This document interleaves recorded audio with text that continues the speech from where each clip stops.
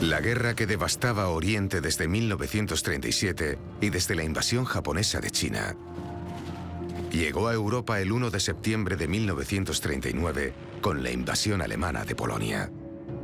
Se hizo mundial el 7 de diciembre de 1941, cuando los aviones japoneses atacaron la base naval estadounidense de Pearl Harbor. Llegó a todos los continentes. Y duró 6 años.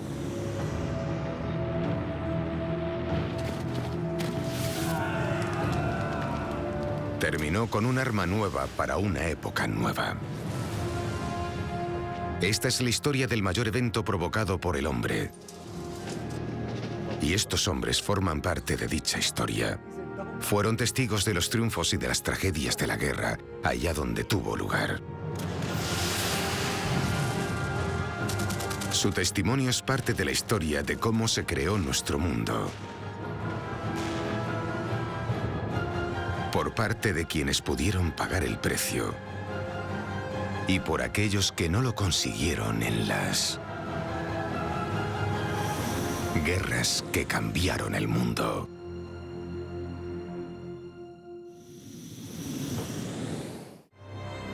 La Segunda Guerra Mundial terminó hace más de 70 años.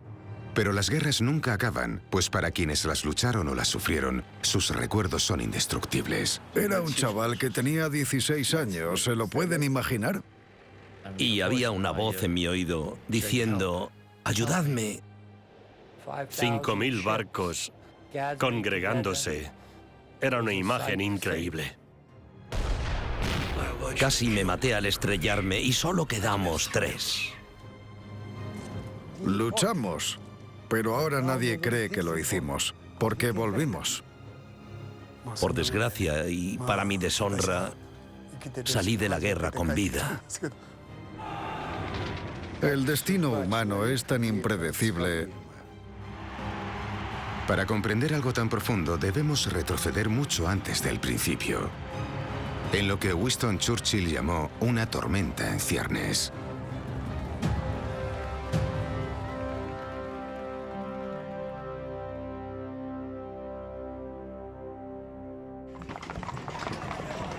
En el 22º día del siglo XX, hubo una muerte en la familia. Era una familia grande que tendía a discutir y a ser envidiosa. Pero a lo largo de Europa, su maraña de matrimonios y alianzas dominaba a otros grandes imperios, creando, si bien no una realidad, una ilusión tranquilizadora de estabilidad, continuidad y autoridad. Y estos eran los atributos que mostraban los monarcas, grandes duques, herederos evidentes y presuntos que seguían el ataúd de la reina Victoria. El sucesor de Victoria, Eduardo VII, dio su nombre a la era eduardiana, una época de crecientes tensiones internacionales y de malestar social. Cuando murió en 1910, los mismos grandes plañideros volvieron a desfilar. Entre ellos había 3 primos, un Kaiser alemán al que sus primos llamaban Willy, un rey británico que también era emperador y al que llamaban Georgi, y que tenía un parecido asombroso con el zar ruso al que llamaban Nikki. A los 4 años del funeral, estos primos se enfrentarían encarnizadamente y el mundo que se había creado durante miles de años desaparecería de un plumazo.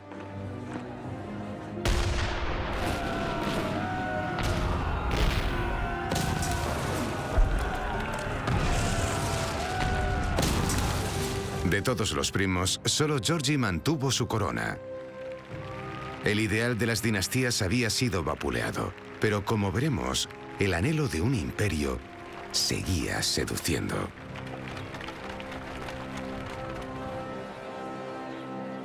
Cuando acabaron los 4 años de destrucción de la Primera Guerra Mundial, el mundo despertó decidido a demostrar que los sacrificios habían tenido un motivo.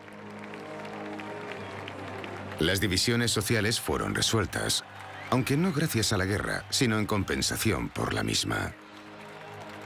Irlanda consiguió una autonomía limitada. Las mujeres pudieron votar, el zar autócrata fue derrocado por una revolución comunista. El gobierno militarista alemán fue cambiado por una democracia liberal. Los primeros aviadores unieron los continentes. Parecía que la paz por la que muchos murieron sería permanente. La gente se desmelenó, celebró la era del jazz y bailaban el charleston. Parecía que la vida volvía a la normalidad en ciudades como el Berlín del cabaret y el París de Mistinguett.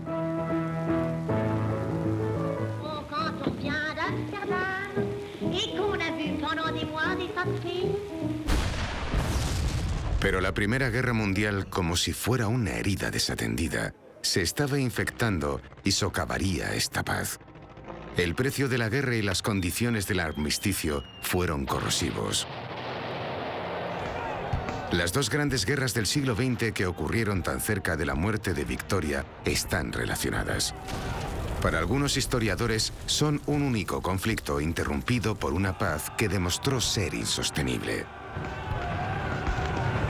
Para los que ven a las dos guerras como independientes, coinciden en que la segunda tuvo sus orígenes en la primera. En concreto, en las secuelas de la primera. Lo que hicieron los perdedores y el comportamiento de los vencedores.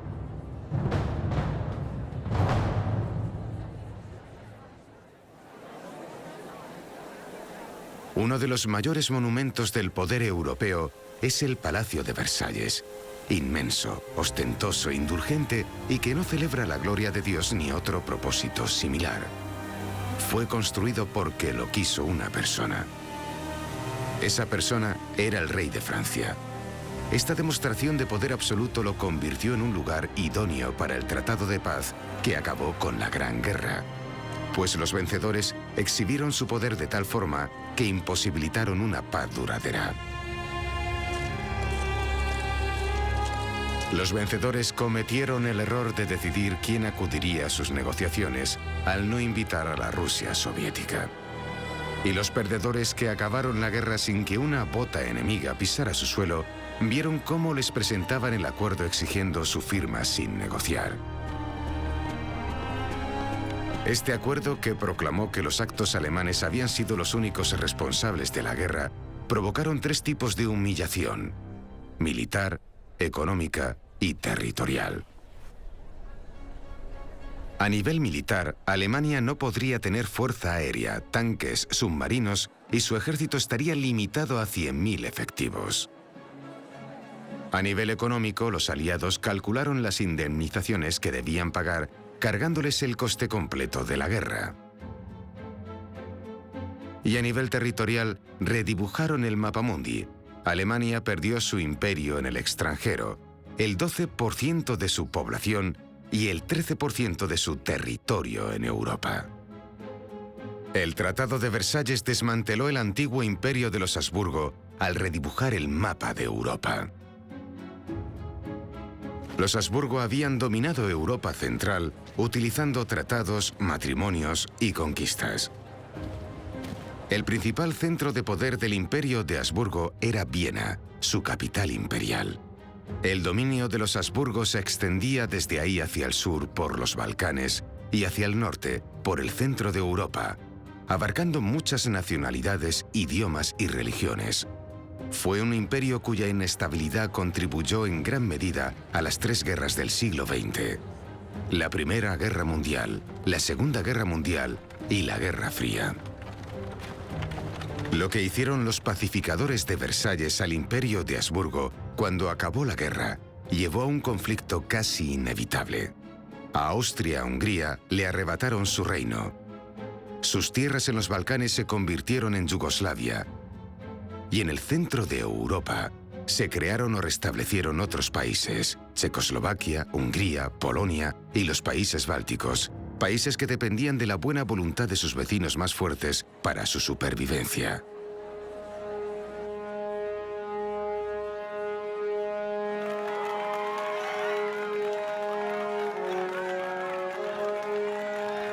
Y que demostraron que no eran de fiar.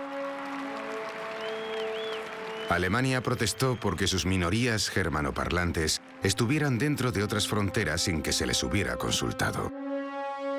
y Rusia objetó que no había recuperado los territorios que fueron cedidos a la Alemania imperial en el acuerdo que liberó a Rusia de la Primera Guerra Mundial.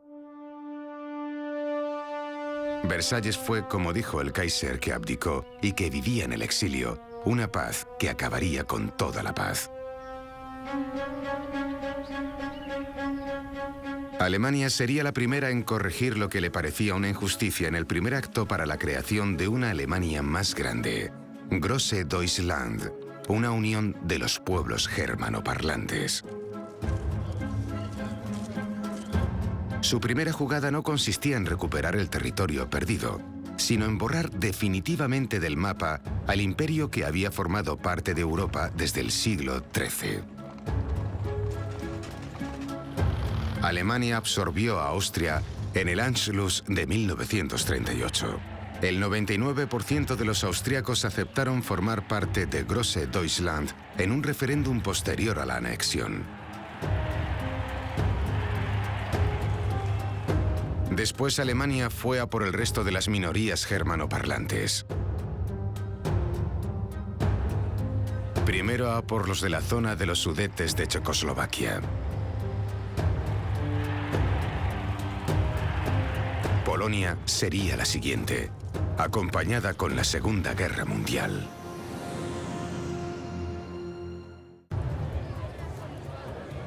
En Versalles estuvo el presidente estadounidense Woodrow Wilson, que quiso marcar las pautas, o lo intentó.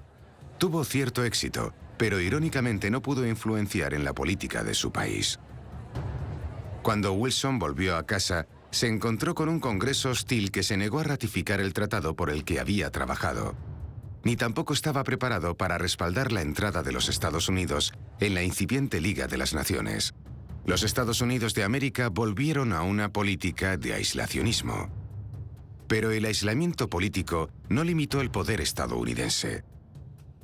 A rasgos culturales y económicos, nada podía parar el alcance de la influencia estadounidense.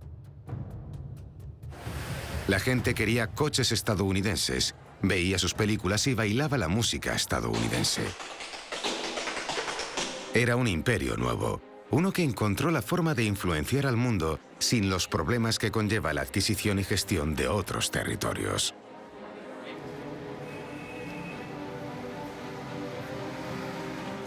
Las riquezas de Estados Unidos habían financiado a los aliados, y Gran Bretaña y Francia acabaron la guerra endeudadas.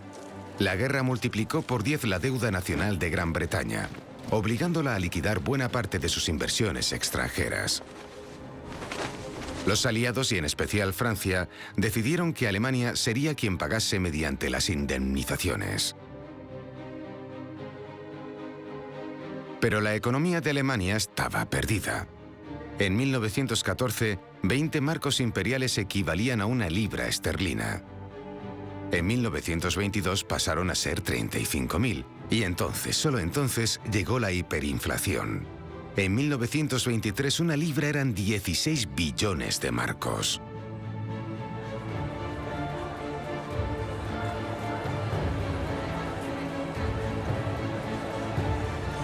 Estados Unidos intervino y el Plan Davis estabilizó la economía alemana, permitiendo que Alemania recibiera préstamos de Estados Unidos. Estados Unidos prestó dinero a Alemania, que pagó sus indemnizaciones a Gran Bretaña y Francia, quienes utilizaron ese dinero para pagar sus deudas con Estados Unidos. Esta no fue la única temeridad financiera que, en una época en la que la economía global no tenía agencias de supervisión como el Banco Mundial o el FMI, sembraba las semillas del desastre.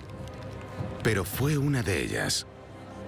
En 1929, los bancos estadounidenses habían prestado a Alemania 8.000 millones y medio de dólares, una cifra equivalente hoy en día a 100.000 millones de dólares. En 1929, la bolsa se desplomó,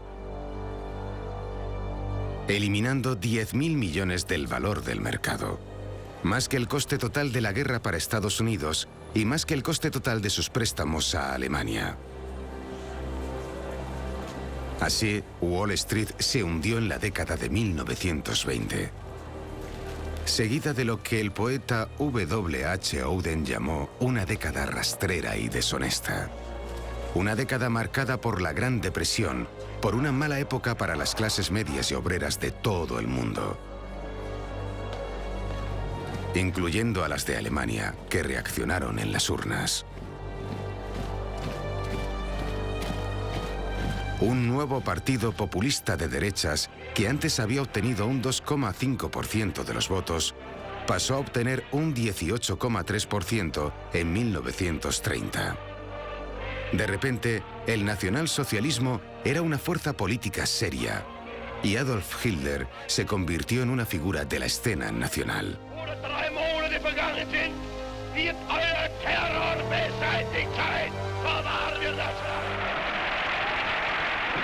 La época posterior a la Primera Guerra Mundial en las naciones derrotadas y la depresión en todos los países constituyeron una especie de vacío de certezas.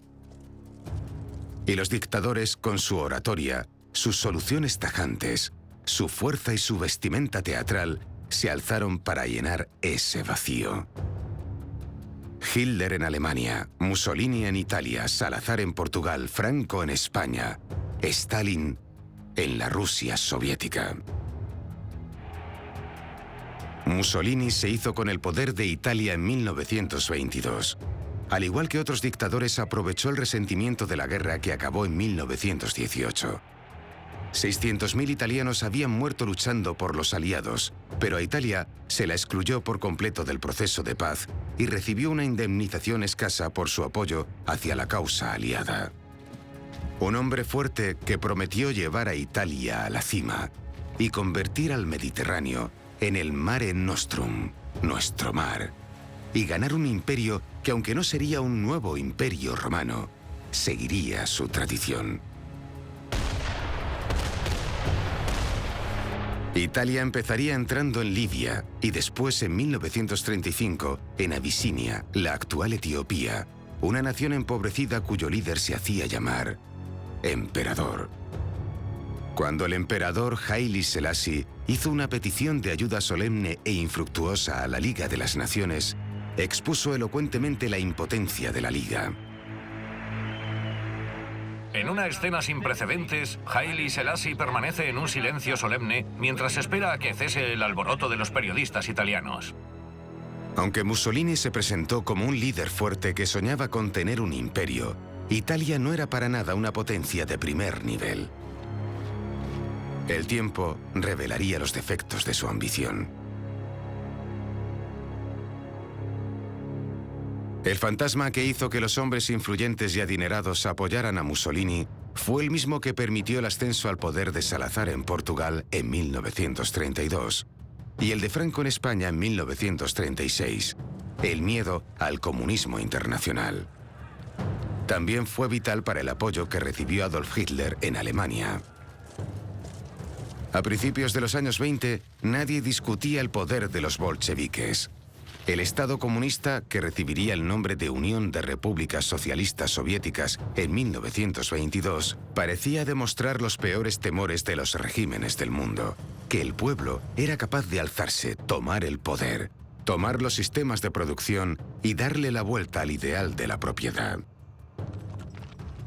El auge de los dictadores de derechas fue, como suele ser, el auge de unas fuerzas que apelaban a los valores conservadores, al patriotismo y al nacionalismo, desviando el resentimiento de los enemigos internos, los jefes o los aristócratas, hacia el exterior, a aquellos que amenazaban a algo llamado nuestra forma de vida.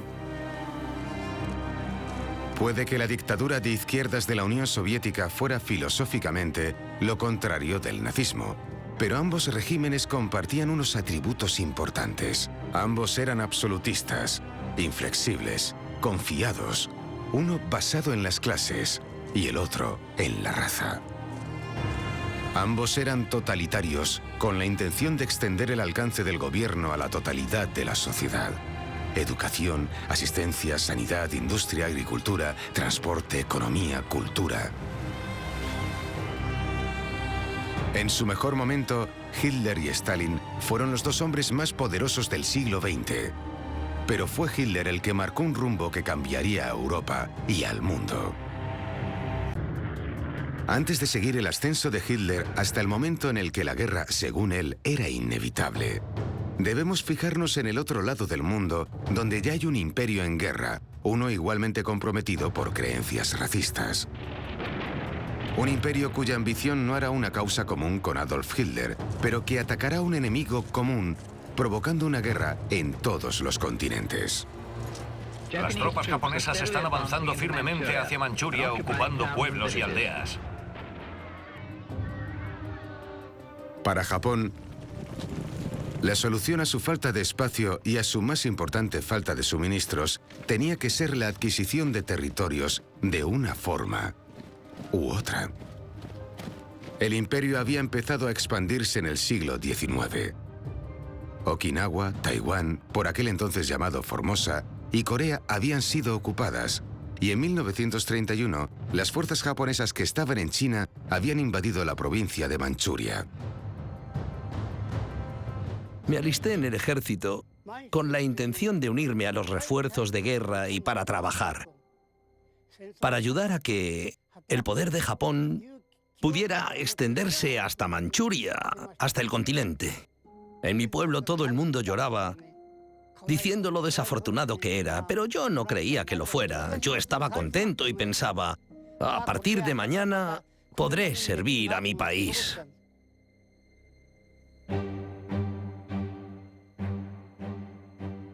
Cuando la Liga de las Naciones admitió un informe que condenaba la invasión japonesa, los japoneses se rebelaron.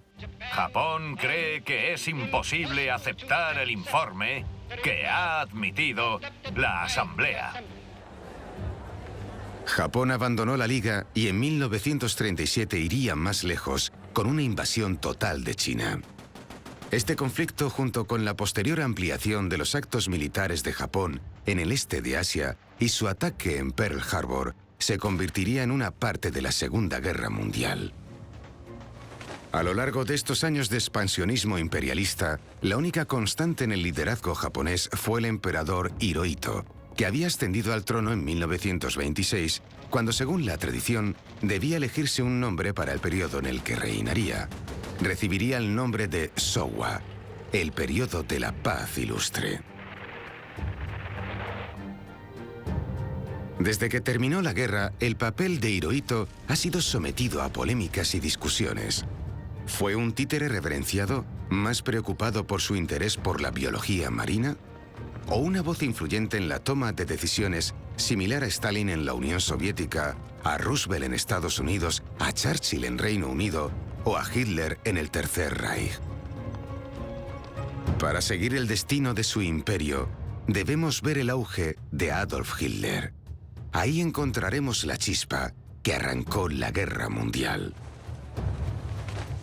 En 1919, Hitler, que había servido con valentía en la Primera Guerra, fue ascendido a Bildungsoffizier, dio discursos sobre asuntos políticos y sociales y, como dice el historiador Ian Kershaw, descubrió que algo se le daba bien: sabía hablar.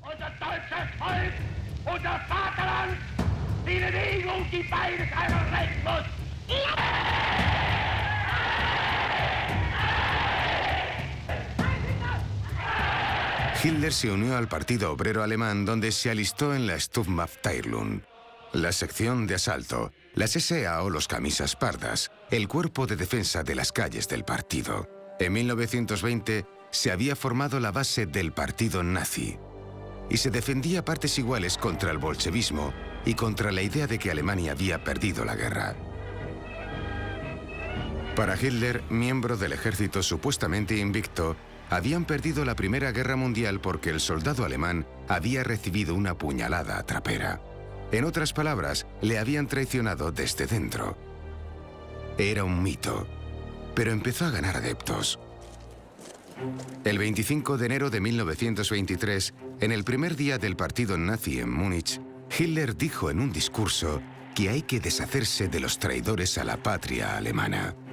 Refiriéndose a los que firmaron el armisticio, gritó: «Que caigan los culpables del crimen de noviembre».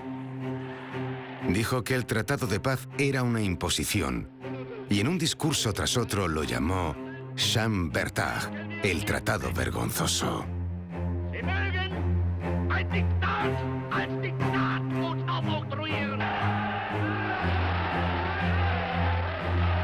En 1923, Hitler fue detenido como el organizador de un golpe de Estado que fracasó por una gran falta de apoyo, el putsch de la cervecería. Pero los hombres turbios se encajan en los tiempos turbulentos. Y en las elecciones presidenciales de marzo de 1932, Hitler perdería contra Hindenburg por última vuelta con un 37% de los votos. Hindenburg reconoció el gran apoyo popular que tenía Hitler y le nombró canciller el 30 de enero de 1933.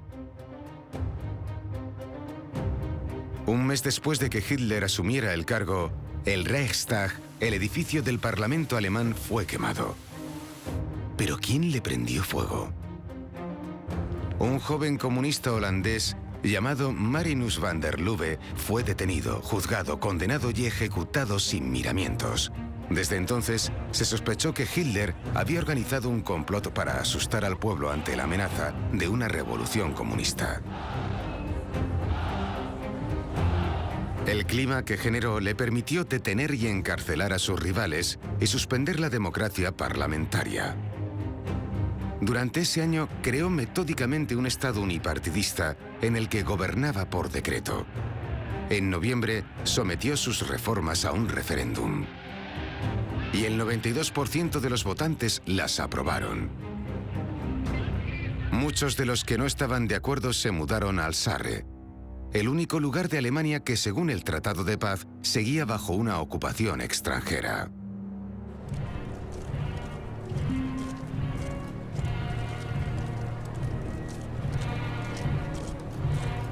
En un segundo referéndum en noviembre de 1934, tras la muerte de Hindenburg, preguntaron al pueblo alemán si aceptaba que Hitler combinara los papeles de presidente y canciller, convirtiéndose en el Führer. El 89,93% lo aceptó. Él era su Führer, el líder indiscutido e indiscutible de un Estado unipartidista, y que no había actuado de forma anticonstitucional. Lo que ocurriría a continuación es una lección de propaganda, política del miedo y sentimiento nacional. Los paraguas evitaron la nieve. Nada podría enfriar el ardor del frente alemán. El 13 de enero de 1935 tuvo lugar un plebiscito para decidir el futuro de la región del Sarre, ocupada por Francia.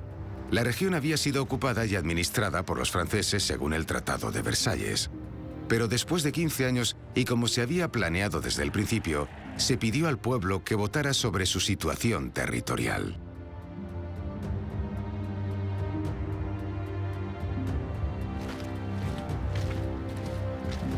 Hitler ordenó a su ministro de propaganda, Joseph Goebbels, que organizara una campaña intensa para promover las virtudes de la unión con el Reich.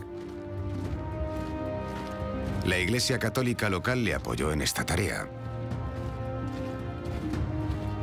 Se presentó el 98% del electorado. Un 0,40% quiso unirse a la República Francesa. Menos del 9% apoyó mantener su status quo. El 90,8% votó a favor de incorporarse por completo a la dictadura unipartidista de la Alemania nazi. Subestimar la ambición y la habilidad política de Adolf Hitler era una insensatez. Fue un error que cometió Winston Churchill. En la Casa de los Comunes, Churchill se refería a él una y otra vez como el Cabo Hitler. En Grandes Contemporáneos, su libro de ensayos de 1935, Churchill caracterizó al líder alemán como el ex-cabo. Churchill, hijo de un lord y descendiente del duque de Marlborough, un aristócrata, apenas podía ocultar su asombro por el hecho de que un suboficial, con unos comienzos tan humildes, pudiera ascender a lo más alto. En muchos sentidos, Churchill era una reliquia de la época victoriana. En la conferencia del Cairo de 1943, Lord Moran, su doctor personal, notó la diferencia de actitudes entre los líderes británico y estadounidense hacia Chiang Kai-shek. Observó que para el presidente Roosevelt, China tiene a 400 millones de personas que serán importantes en el mundo de mañana. Pero Winston, según Moran, solo piensa en el color de sus pieles. Churchill ha sido recordado y reverenciado como un líder de guerra, pero si el destino no le hubiera ayudado, tal vez se le recordaría negativamente. Por encima de todo fue su oposición obstinada a darle un estado de dominio autónomo a la India, la que distanció a Churchill de su partido.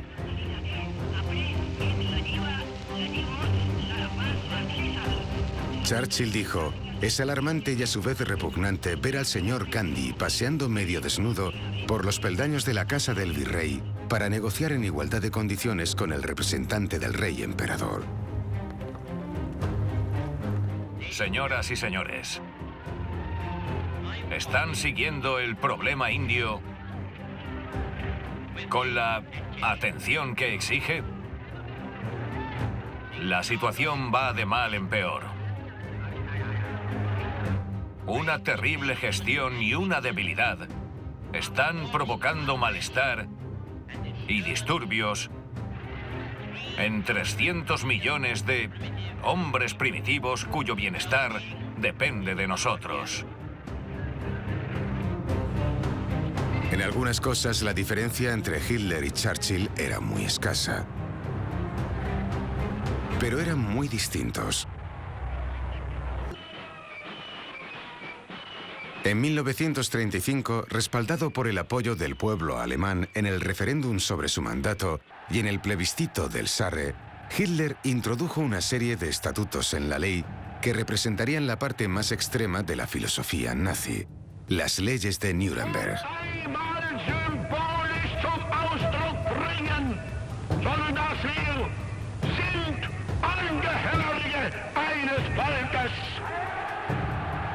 Según la Oficina de Estadística del Reich, en 1933 los judíos eran un 0,75% de la población alemana. Pero esta cantidad tan diminuta tenía el 17% de los abogados y a un 11% de los médicos del país. Las leyes de Nuremberg que quitaron los derechos a los judíos fueron aprobadas el 15 de septiembre de 1935 y una serie de decretos suplementarios se vieron encallados por la minucia de saber cuántos abuelos judíos hacían falta para que alguien fuera judío. Este surrealismo de la política racial nazi quedó patente por la actitud oficial durante la Kristallnacht, la noche del 9 al 10 de noviembre de 1938, en la que varios grupos recorrieron las ciudades atacando a judíos y a sus establecimientos. Reinhard Heydrich, el jefe del Servicio de Seguridad, telegrafió a las comisarías de la Policía Estatal con unas instrucciones que incluían lo siguiente: las sinagogas deben ser quemadas solo cuando no haya peligro de que el fuego se extienda a otros edificios. Como consecuencia del ataque, el decreto de restitución del paisaje callejero hizo responsables a los judíos de los daños hechos en sus inmuebles, multando a la comunidad judía con 1.000 millones de marcos. La Segunda Guerra Mundial llegó a todos los continentes. Sus estadísticas solo son suposiciones. Más de 50 y puede que 80 millones de muertos. Al menos 5.000 millones de vidas afectadas, más de una quinta parte de la población mundial de la época. Este conflicto es único por varios motivos. Una estadística relevante es que entre 1939 y 1945 murieron más civiles debido a la guerra que hombres uniformados.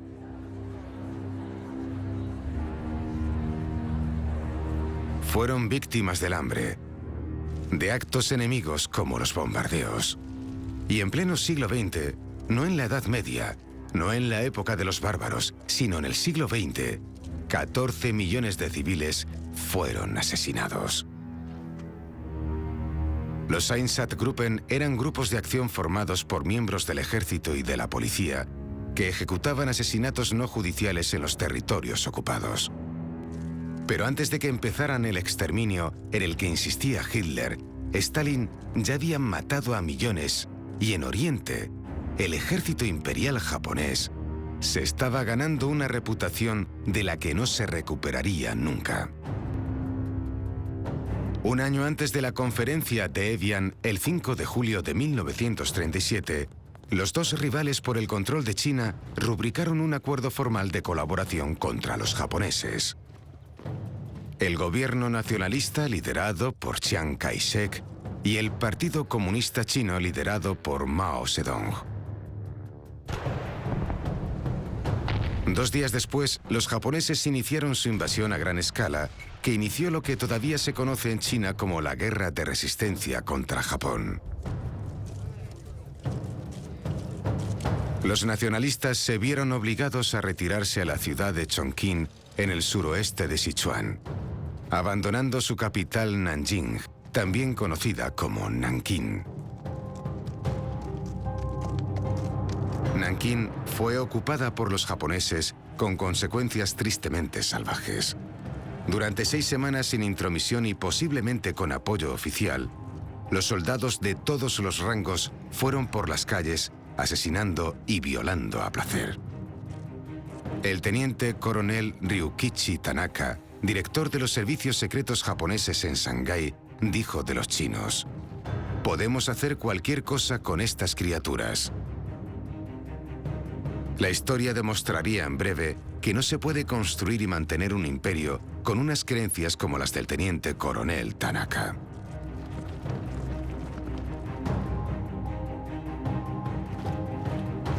Los defensores de los excesos crueles de Japón mencionan su antiguo código del guerrero. Pero Bushido significa espíritu de lucha, no lo que se conoce como la violación de Nankín. Mientras la guerra asolaba China, los estadistas de Europa luchaban, con palabras, compromisos y notas de papel, para mantener la paz. Se le llamó apaciguamiento.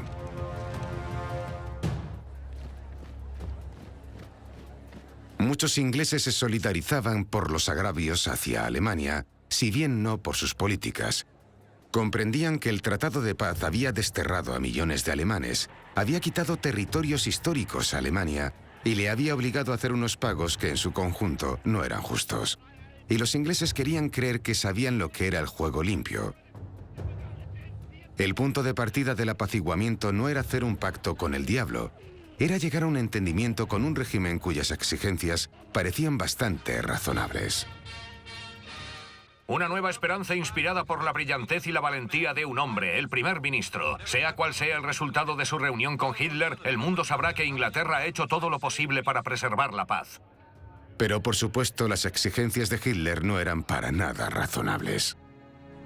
Durante toda su vida, en todos sus discursos y escritos, la regla de oro de Adolf Hitler era que Alemania tenía un derecho histórico, un destino de hecho, de ir hacia el este.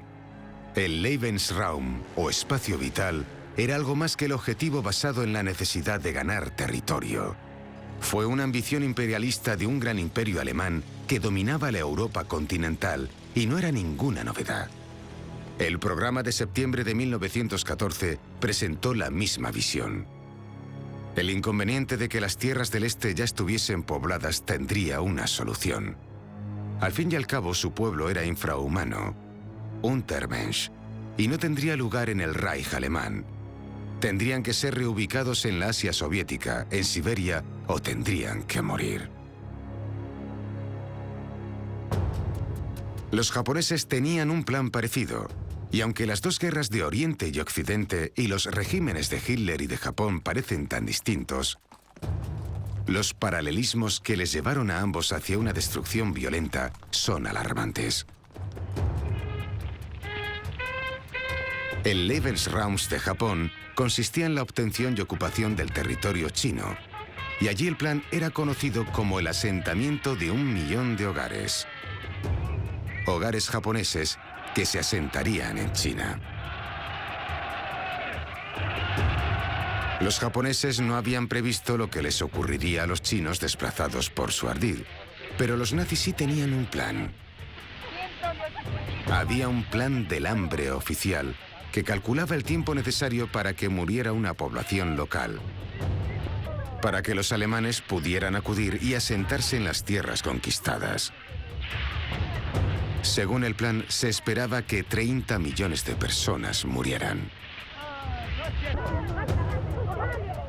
Apaciguar a semejante régimen no iba a dar una paz duradera. Pero la figura trágicamente extravagante del primer ministro Neville Chamberlain, con su paraguas, su sombrero de fieltro y su cuello alto, tenía la fe de un caballero en la palabra de un caballero. A medida que Hitler se saltaba todas las restricciones del Tratado de Paz, armándose, construyendo una fuerza aérea y unos submarinos que estaban prohibidos, al entrar y militarizar Renania, al bravuconear con los alemanes sobre los Sudetes en Checoslovaquia, el primer ministro británico inventó la diplomacia itinerante. En una época en que los viajes no eran nada cómodos, entre mediados y finales de septiembre, voló 3 veces a lo que fueron, a su manera, las primeras cumbres de mandatarios del mundo. Cuando vuelva, espero poder decirles, como dice Hotspur en Enrique IV, que sobre esa espina del peligro se recoge la flor de la seguridad.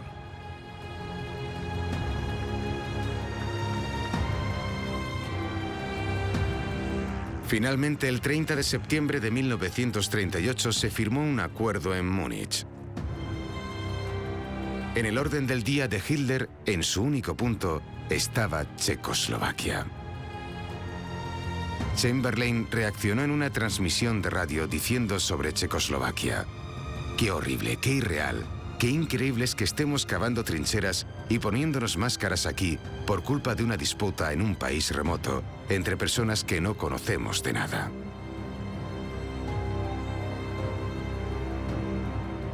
Chamberlain sacrificó a Checoslovaquia, que fue anexionada por Alemania el 21 de octubre.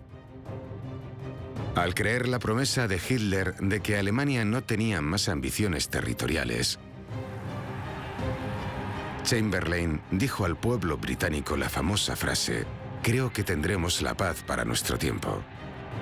Sin embargo, la paz para nuestro tiempo duró muy poco. No se podía contener la visión de Hitler de un gran imperio continental que llegara hasta las puertas de Moscú, ni tampoco podían retenerse las ambiciones territoriales del imperio de Japón a medio mundo de distancia.